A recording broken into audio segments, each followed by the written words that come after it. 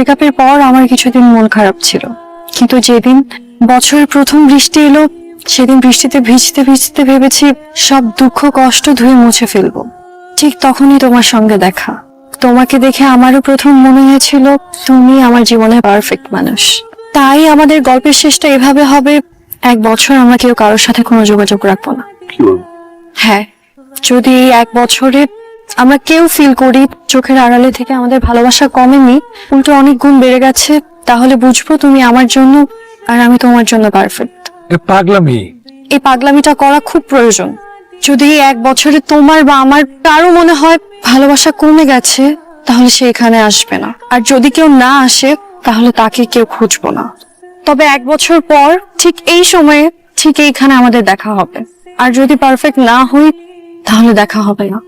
সারা please, সারা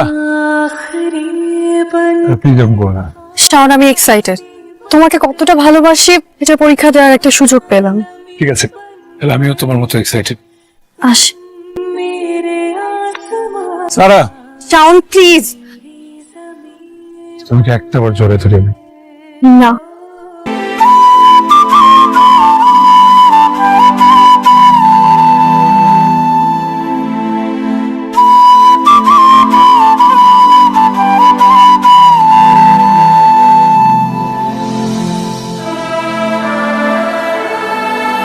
আমি 1 বছর সারাকে তীব্র ভালোবেসেছি, কখনো এক বিন্দুও কমেনি, বরং বেড়েছে বহুগুণে।